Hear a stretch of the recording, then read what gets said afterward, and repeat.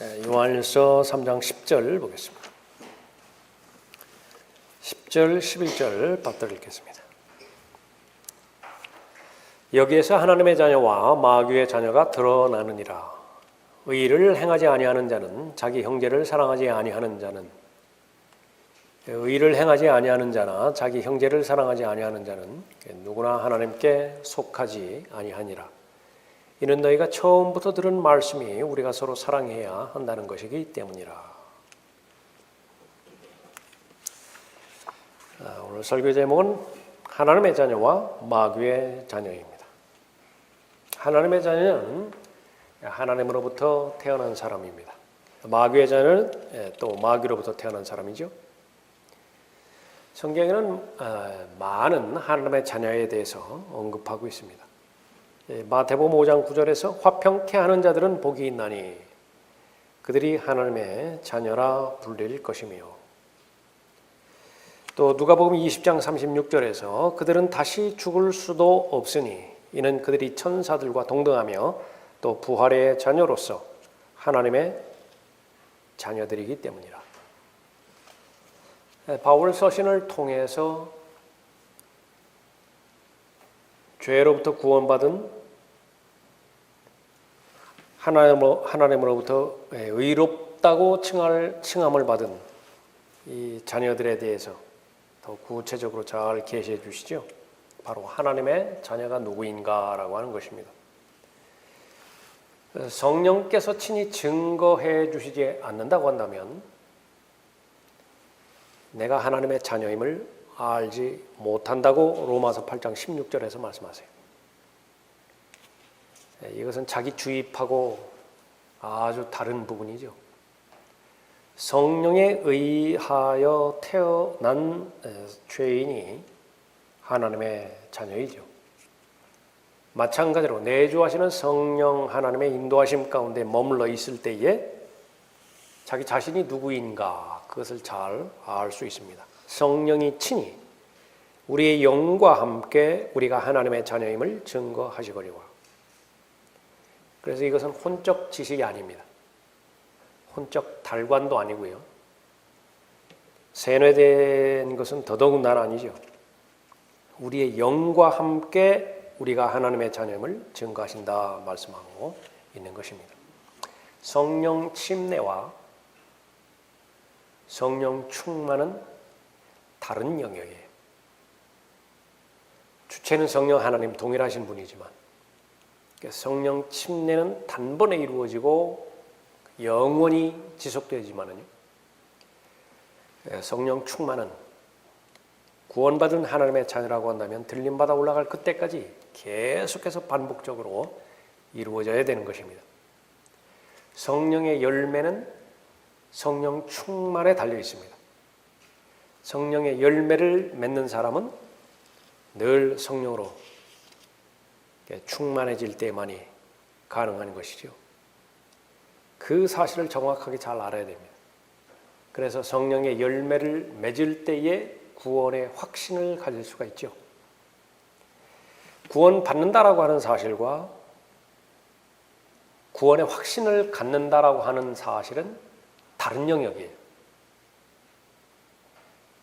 동일한 하나님의 말씀의 영역 가운데 있지만, 그래서 특히 요한일서 이 본문도 그렇지만요, 사람들이 가장 오류를 범하는 것은 구원에 있어서도 하나님의 은혜 가운데서 믿음으로 말미암아 받는 그 구원을 가장 공격하는 본문이 이 요한일서 본문입니다. 예를 들어서 거기 보면 14절에 보십시오. 우리가 사망으로부터 생명으로 옮겨간 것을 아노니 이는 우리가 형제들을 사랑하기 때문이라. 이것이 바울 서신과는 조화가 잘 되지 않습니다. 사망으로부터 생명으로 옮겨간 것을 아는데 그것은 행위 때문에 그렇다는 말이죠. 지금 본문 말씀은. 만일에 형제들을 사랑하지 않으면 어떻게 되는 거예요? 사망에서 생명으로 옮겨가지 않았다라고 하는 말입니다. 자기 형제를 사랑하지 않는 자는 사망 안에 거하느니라. 구원받은 하나님의 자녀가 자기 형제를 사랑하지 않는 경우에는 어떻게 되는 것인가? 사망에서 생명으로 옮겨왔는데 다시 생명에서 사망으로 다시 되돌아간다는 것이 구원을 잃어버린다는 사실이죠. 그래서 이 부분은 철저하게 대환란 교리입니다. 여기서는 형제의 사랑이 너무나 강조되어 있죠. 16절에도 보면 이로써 우리가 하나님의 사랑을 아노니 이는 그분이 우리를 위하여 자신의 생명을 내어 놓으셨습니다. 따라서 우리도 형제들을 위하여 우리의 생명을 내어 놓는 것이 마땅하도다. 대환란 동안에 이방인들이 구원받을 수 있는 조건은 그 유대인들을 어떻게 대우하였는가에 달려있죠. 양과 염소의 구분이 그렇게 기준이 예수 그리스도의 보혈을 믿었는가 믿지 않았는가 그것에 달려있는 것이 아니라 유대인 한 사람 한 사람을 어떻게 대우해 주는가. 구체적으로 숨겨주고 먹을 것 주고 입을 것 주고 또 감옥에 갇혔다라고 하면 돌봐줘야 되죠. 만약에 유대인들을 도운 것이 드러나면 어떻게 되죠? 죽는 거예요. 자신의 생명을 내어놓고 돌봐야 되는 것이에요. 그것이 무서워서 형제 사랑을 포기하면 어떻게 되는 것입니까? 역시 마찬가지로 구원을 잃어버리는 것입니다. 그래서 이 요한일서 이 전체적인 그 본문은 두 가지 교리가 중첩이 되어 있는데 바울 서신에서 해당되지는 은혜로 인해서 구원받게 되는 은혜의 복음의 내용이 충분히 나와 있고요. 동시에 적지 않은 부분이 대환란 교리가 뒤섞여 있는 것입니다. 그래서 구약에서 구원의 방법과 신약에서의 구원의 방법이 같다라고 주장하는 이미 그것을 설정해 놓은 사람의 입장에서 보면 대단히 곤란한 것입니다. 그래서 두 가지 오류를 범하게 되는 것입니다. 요한일서에서 말하는 죄라고 하는 것은 죄를 짓게 됐을 때 마귀에게 속한다고 그랬죠. 하나님의 자녀가 아니라고 말했죠. 그래서 그때의 죄는 계속해서 반복되어지는 죄를 말한다. 그것도 궁색한 것이 반복되는 죄라고 하는 것은 몇 번을 말하는 거예요. 7번? 30번?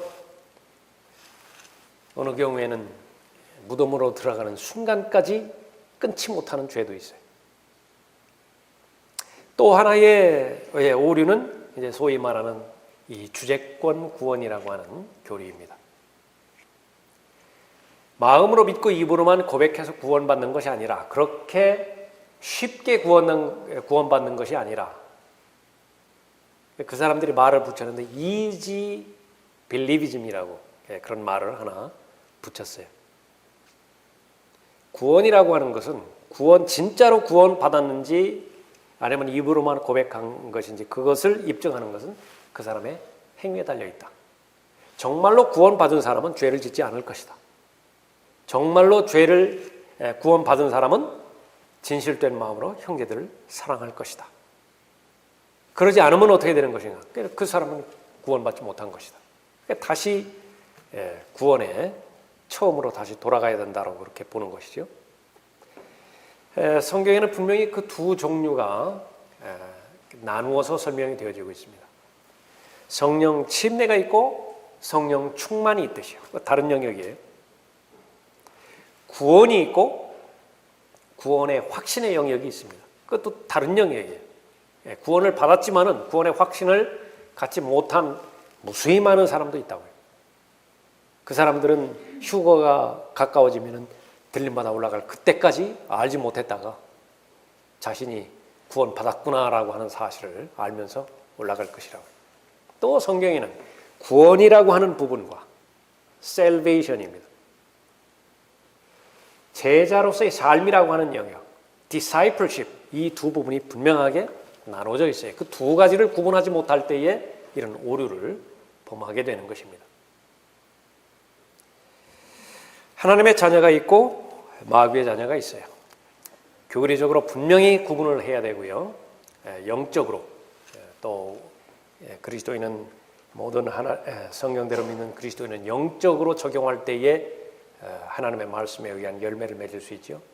자신이 분명히 하나님의 자녀임에도 불구하고 성장하지 못한다고 한다면, 믿음의 선한 싸움에서 늘 패배한다고 한다면 구원받지 않은 것과 흡사 다를 바 없는 삶을 살게 되어지는 그 성경의 가르침을 잘 알아야 되는 것입니다. 단 한 가지만 바뀌어지는 것이에요.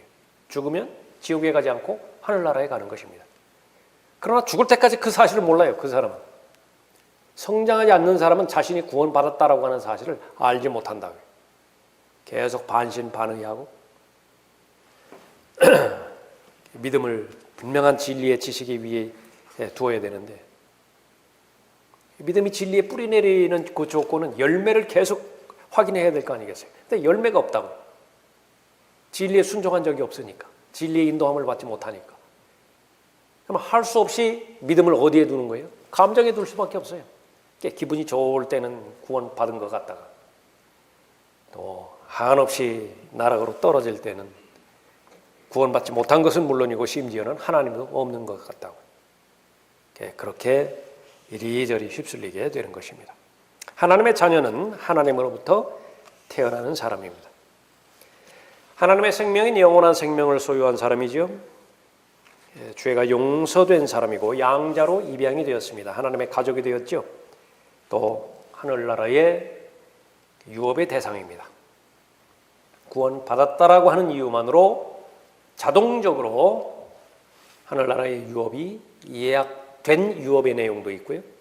구원받은 이후에 예수 그리스도를 신실하게 잘 섬겼다라고 하는 그 근거에서 하나님께서 허락해 주시는 또 천년왕국에서의 그 유업도 있는 것이죠. 그 부분을 바로 하나님의 자녀라 그렇게 보여주는 것입니다. 하나님의 자녀는 하나님으로부터 태어난 사람인데 그 사람의 제일 먼저 특징은 죄를 이기는 사람이라 그랬죠. 9절 보십시오. 하나님께로부터 태어난 사람은 누구나 죄를 짓지 아니하나니 이는 하나님의 씨가 그 사람 안에 거함이요 또 죄를 지을 수 없는 것은 그가 하나님께로부터 태어났기 때문이라. 바탕이 흰색은 어디를 가나 희다고요. 바탕이 검은 것은 어디를 가나 검어요. 그 상태가 의로운 상태이기 때문에 무엇을 해도 의로운 열매를 맺는 것이에요. 하나님 보시기에 의롭다라고 하는 것은 그 부분입니다. 본질 자체가 악하기 때문에 무엇을 해도 악해요. 그것이 바로 하나님과 마귀의 가장 큰 구별점이죠. 육신과 그리스도 안에 있는 새로운 피조물, 다시 말하면 옛사람과 새사람의 가장 큰 차이점이에요. 새사람은 무엇을 하든지 선한 열매를 맺게 되어 있어요. 옛사람은 무엇을 하든지 육신의 일들을 드러나게 되어 있죠. 하나님의 씨, 말씀이고요. 예수 그리스도이시고 또 새사람이죠. 그렇게 그 부분과 관련된 것이 바로 새사람입니다. 죄를 이기기 위해서는 반드시 두 가지 출생에 대해서 알아야 되고 믿어야 됩니다. 구원받기 이전에 죄인에게 가장 큰 문제는 무엇이냐 그러면 믿지 못하는 것이에요. 무엇을 믿지 못한 것이죠? 요한복음 16장 9절에 있는 것처럼 죄에 대하여라 함은 그들이 나를 믿지 않기 때문이에요. 그러니까 예수 그리스도를 믿지 않는 것이 죄라고 하는 것을 믿지 못해요. 그것이 문제의 본질입니다. 그럼 구원받은 다음에 가장 큰 문제의 본질은 무엇이냐? 그러니까 역시 마찬가지로 믿지 못하는 것이에요. 그때는 무엇을 믿지 못하는 것이냐? 새 사람이 있고 옛 사람이 있다라고 하는 사실을 안 믿는 거예요. 이게 이해는 하면서도 교리적으로는 받아들이면서도 실제 삶 가운데서 맞부닥뜨렸을 때에 절대로 적용시키지 못하게 만드는 것입니다. 그 마귀가 그렇게 하는 수작이에요. 하나님의 말씀을 도둑질해가고 그렇게 해서 계속 자기는 혼자라고 생각하는 것입니다. 옛사람과 새사람의 구분점을 두지 않는 것이에요. 옛사람에 대해서는 죽은 것으로 여기고 새 사람에 대해서는 이제부터는 내가 사는 것이 아니라고, 내 안에 계신 예수 그리스도께서 나를 위해 사는 것인데 그것이 나의 산 믿음이라고 고백하죠. 그러면 이기는 거예요. 죄를 이기는 것이라고. 그 능력이 바로 하나님의 자녀에게 주어진 것입니다. 그리스도 예수 안에서는 할례나 무할례가 아무 효력이 없으되 오직 새로운 피조물 뿐이니라. 갈라디아서 5장 15절 말씀입니다. 성령으로 태어난 사람이죠. 고린도후서 5장 17절에서 말씀하시는 새로운 피조물과 똑같은 존재입니다. 예수 그리스도 안에 위치해 있고요. 본성은 하나님을 기쁘시게 해드리고자 하는 것입니다. 방향은 위를 향하고 있어요. 늘 언제 어디서든지 하늘을 향해서 가고 있는 것입니다. 궁극적인 목적은 예수 그리스도의 형상과 일치되는 것이죠. 구원의 목적입니다. 왜 구원해 주신 것인가? 아들의 형상과 일치시킬 목적으로 하나님께서는 불러주셨어요. 예정하셨어요. 영화롭게 해 주신 것입니다. 그래서 그 사람은 하나님의 자녀로서 새 사람으로 계속해서 살아가는 것이죠. 내가 그리스도와 함께 십자가에 못 박혀 있으나 그럼에도 나는 살아있노라. 그러나 내가 사는 것이 아니요 그리스도께서 내 안에 사시는 것이라. 내가 이제 육신 안에서 사는 삶은 나를 사랑하시어 나를 위해 자신을 주신 하나님의 아들을 믿는 믿음으로 사는 것이라. 무엇을 믿는 것이죠? 새 사람이 있고 옛 사람이 있다. 나는 하나님의 자녀의 신분이다라고 하는 그 사실입니다. 성령께서 그리스도인을 환난 가운데 두시는 것은요, 이 땅을 살아가는 동안에 하나님의 위로를 주시기 위함이에요. 이제 성숙된 믿음의 기준에서 바라볼 때에 사람은 무엇으로 살아가는 것인가? 아마 하나님의 위로로 살아가요. 그것이 막연하게 처음에는 하나님의 은혜로 살아간다. 그렇게 아주 크게 총체적인 명제 가운데서 설정해 두지만은요, 구체적으로 보면 하나님의 위로로 살아가는 사람이 그리스도인이에요. 세상 자체가 악하죠. 세상이나 세상에 있는 것들 안에는 아버지의 사랑이 없어요. 그러나 우리는 세상에 파묻혀서 살아갈 수밖에 없잖아요. 아침에 일어나서 저녁에 잠잘 때까지 세상이라고 하는 공간 안에서 또 그 영향력 안에서 살아갈 수밖에 없죠. 하나부터 열까지 부정적인 영향밖에는 없어요. 거기에 무슨 이 건전한 것이 있습니까?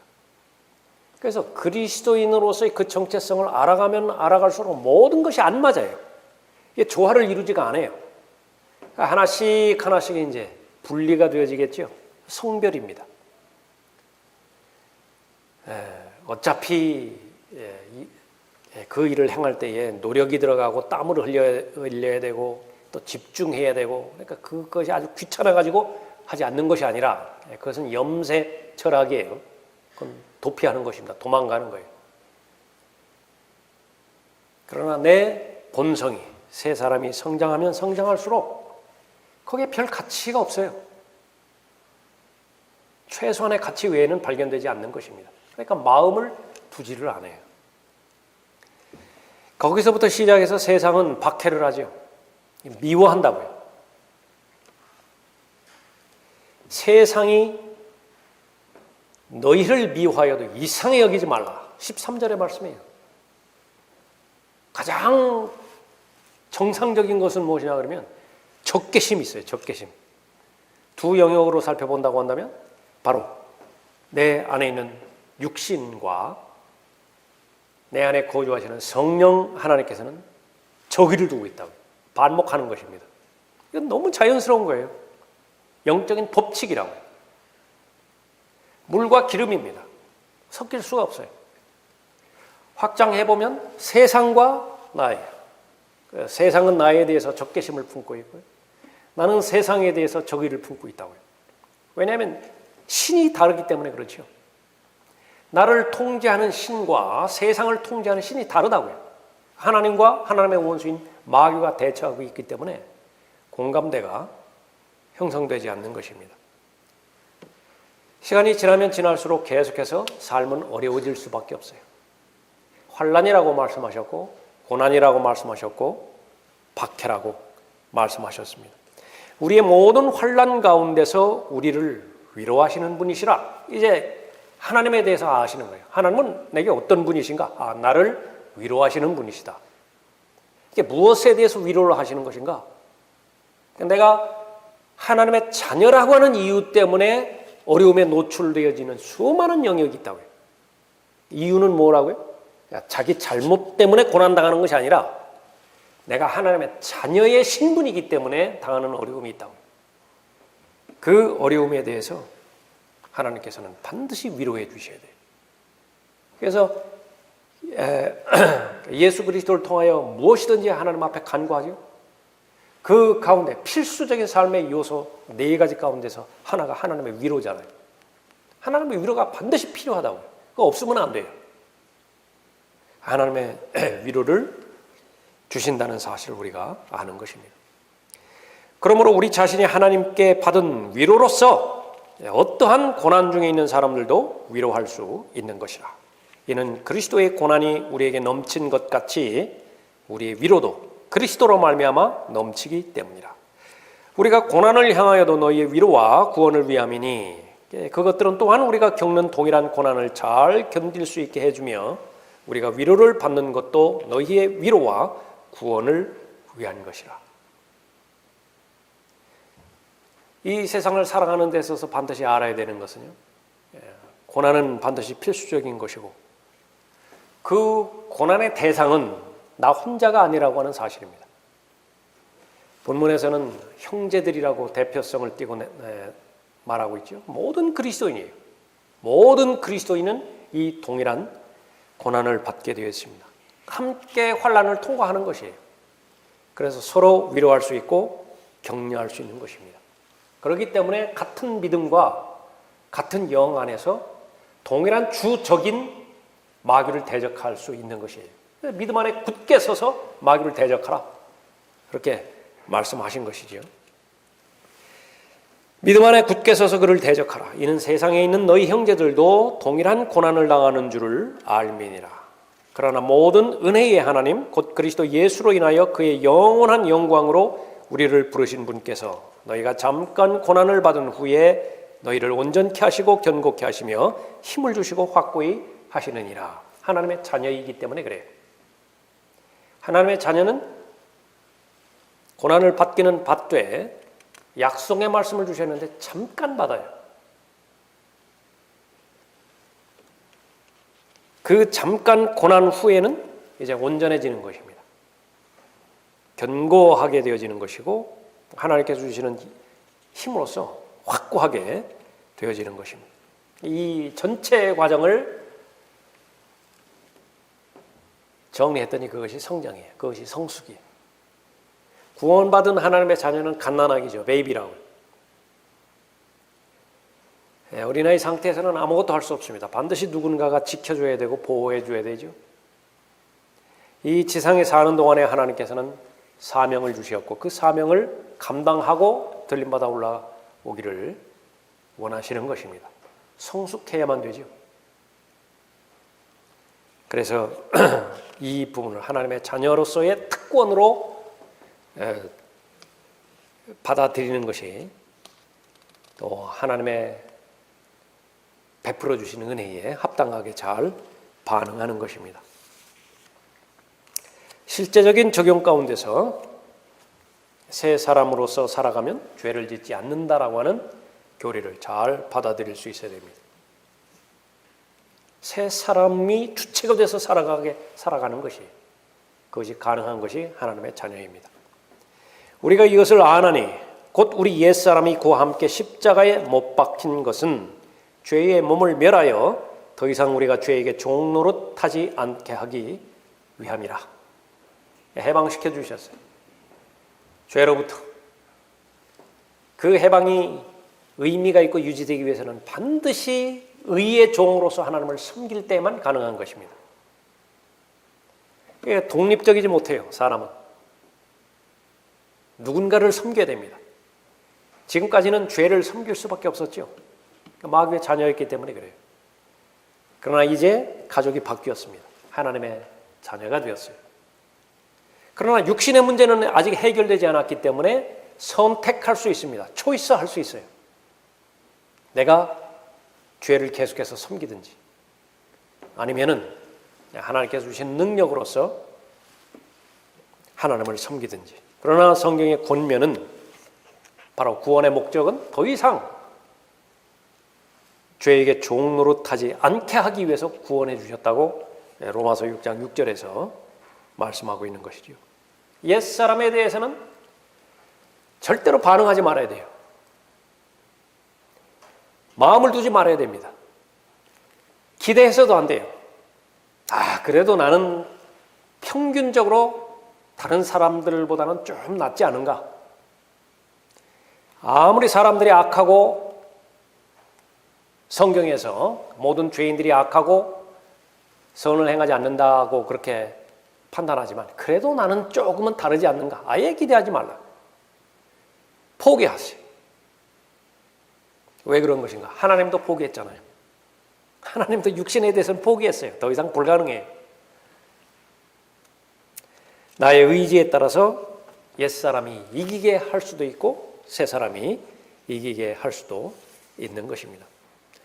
하나님의 자녀는 죄를 이기는 사람이죠. 그 죄를 이기는 사람은 동시에 하나님의 뜻을 행하는 사람이에요. 의를 행하는 사람입니다. 10절 보십시오. 여기에서 하나님의 자녀와 마귀의 자녀가 드러나느니라. 의를 행하지 아니하는 자는 자기 형제를 사랑하지 의를 행하지 아니하는 자나 자기 형제를 사랑하지 아니하는 자는 누구나 하나님께 속하지 아니하니라. 의를 행하기 위해서는 하나님의 말씀을 들어야 되죠. 누가 하나님의 말씀을 듣는 것인가? 요한복음 8장 47절에 의하면 하나님으로부터 나온 사람이면 돼요. 그 하나밖에 없습니다. 하나님께로부터 나온 사람은 하나님의 말씀을 듣느니라. 그런데 안 들어요. 원인은 하나밖에 없습니다. 하나님께로부터 나오지 않았기 때문에 그런 것입니다.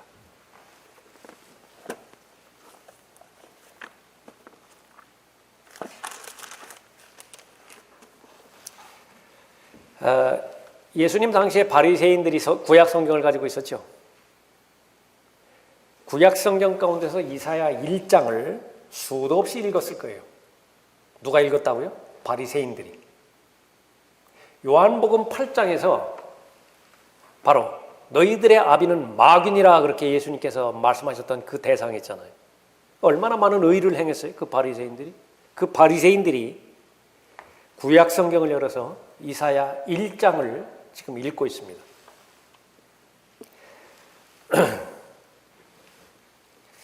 너희가 어찌하여 매를 더 맞으려느냐? 너희가 더욱더 반역하리니 온 머리는 병들었고 온 마음은 기진하였도다. 발바닥에서 머리 끝까지 그 어느 곳도 성한 데가 없고 다만 상처와 상한 곳과 골문 자국뿐이요 그것들은 봉합되거나 싸매지거나 향유를 발라 유연하게 되지도 못하였도다. 이것이 이사야 1장 6절이고요. 10절에서는 너희 소돔의 치리자들아 주의 말씀을 들으라. 너희 고모라의 백성들아 우리 하나님의 법에 귀를 기울이라. 이 종교 지도자들 보고 이야기하고 있잖아요. 지금. 너희의 수많은 희생제물이 내게 무슨 소용이 있느냐? 주가 말하노라. 그러니까 이후에 계속되는 것은 반복되어지는 종교행위. 그것에 대해서 얼마만큼 하나님께서 진노하시고 분노하시는 것인가. 근데 대상은 다 누구라고요? 종교인들이라고요. 종교인들. 대제사장 포함해서 의식을 따르는 모든 종교 우두머리들에 대해서 실책하고 계시죠. 이 글을 읽는 바리새인들은 어떤 생각을 했을까요? 많은 비판을 했을 거예요. 똑같이 이 바리새인들의 내용이 기록되어 있는 복음. 지금 이제 이 시대에 사는 사람들이 그 복음서를 읽고 있을 거 아니겠어요? 무슨 생각으로 그 복음서를 읽을까요? 자기 자신은 절대로 그 바리새인에 포함시키지 않을 거예요. 그러니까 누가 그 바리새인의 자신을 포함시키겠어요? 똑같이 되풀이되어지죠. 그것을 잘 구분해서 분별해서 정확하게 자신을 성찰할 수 있어야 됩니다. 나는 하나님의 자녀인가? 하나님의 자녀라고 한다면 열매가 있어야 되는 것인데 죄를 이기는 사람이고요. 죄를 이긴다라고 하는 것은 삶에 분명한 목표가 있기 때문에 의를 행하는 사람이라 그렇게 언급하고 있습니다.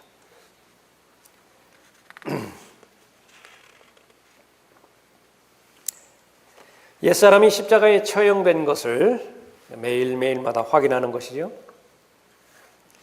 구원받은 이후부터 오늘도 마찬가지고 들림받아 올라갈 그때까지 새 사람이 사는 것을 믿는 것입니다. 그것이 경험이 돼야 돼요. 이것이 경험으로 체화되지 않는 지식은요, 늘 이론에만 머물러 있어요. 나는 매일 죽노라. 모토가 되어야 됩니다. 그리스도인의 모토가 되어야 됩니다. 분명히 하나님께서 신학으로 선포해 주셨고 가르쳐 주셨고 그것이 이미 이루어졌어요. 예수 그리스도의 보혈을 신뢰하는 모든 죄인들은 하나님의 자녀의 신분을 얻었죠. 그것을 성령께서 친히 증거해 주신다고 말씀해 주셨습니다. 문제는 이제 내가 그것을 입증하는 것이죠. 오늘 본문 말씀은 교리적으로는 대환란 교리입니다. 영적인 적용에 있어서는 나는 매일 죽노라. 갈라디아서 2장 20절을 계속해서 마음 가운데 두고 하나님께서 나에게 영원한 생명을 주셨는데 지금 내가 그것을 소유하고 있죠. 자꾸 그 사실을 묵상함으로 인해서 나의 지식 가운데서 매일매일 살아가는 것입니다. 다윗의 고백에 의하면 가장 복받은 사람은 죄가 용서받은 사람이에요.